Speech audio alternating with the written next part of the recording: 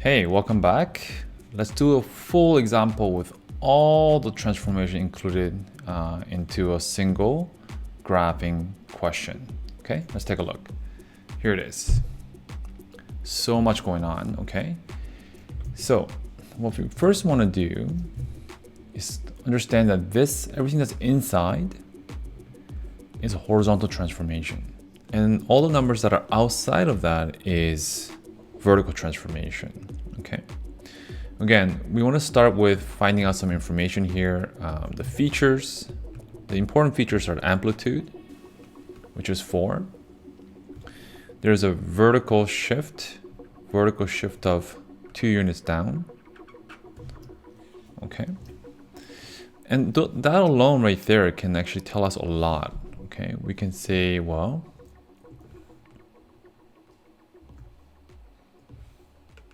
okay, so let's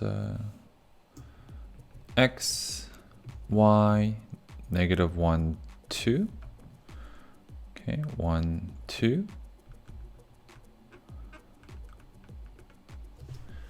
That's the middle. Amplitude is 4, so that's the max. And the minimum is 1, 2, 3, 4. So right there.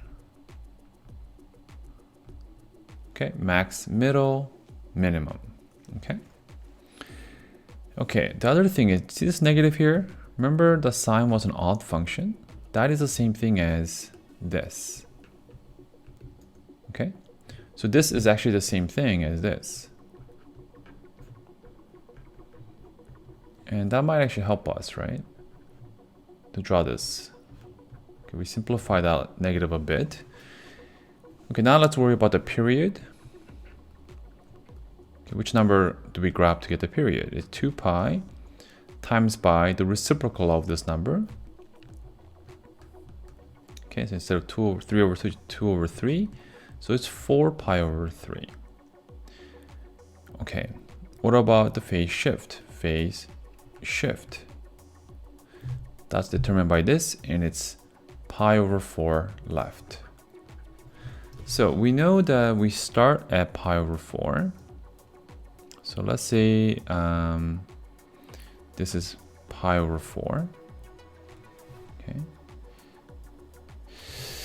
I'm just thinking I'm gonna get really ugly values here in terms of the coordinates. So what I'm gonna do is I'm gonna just change it. Since the period is pi over, I'm gonna just change this to pi over 6. Okay, it's gonna be a little bit cleaner, So let's change this shift to pi over 6, okay? Then how many pi over 6 do we have in 4 pi over 3? So this is gonna be 8 pi over 6. So there's exactly 8 of these, 8 spaces. So 1, 2, 3, 4, 5, 6, 7, 8 will finish. Okay, so the graph will fit in there. Okay, so we have 1, 2, 3, 4. That's the middle. 1, 2. That's the quarter, and 3/4.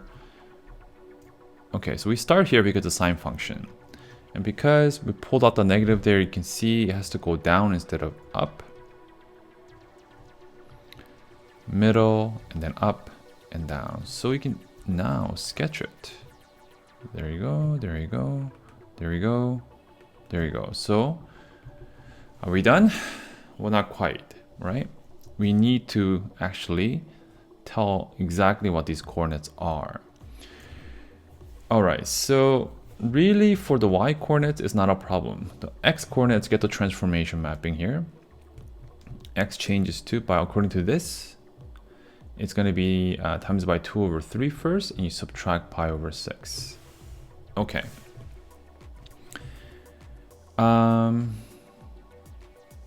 Actually, so it's totally fine to use this, and we should use this if, the original question I had here was pi over 4. So that would have definitely needed this, okay? But here, it's pi over 6, 0. This is minus pi over 6. This is pi over 6 here. Right? 2 pi, 3 pi over 6 is pi over 2. Right? 4 pi, 5 pi over 6. Okay. 6, this is 7 pi over 6. Okay. All right, so that's it. Now, as I said, if it was more complicated, you would plug in. So for example, you know, this value, this coordinate here, this x, normally in the original, it's pi over 2, right? So pi over 2 will become 2 over 3 pi over 2 minus pi over 6. That's pi over 3, pi over 3 minus pi over 6. And that does give you, look, pi over 6, which is exactly what that is. Okay, so we could have calculated using this mapping notation as well. Okay, so in summary, when you have something complicated, get some critical information, particularly the max, middle, minimum first.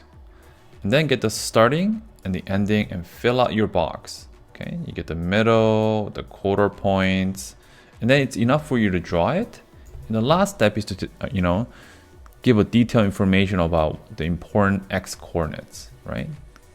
The exact coordinates of these 5 points.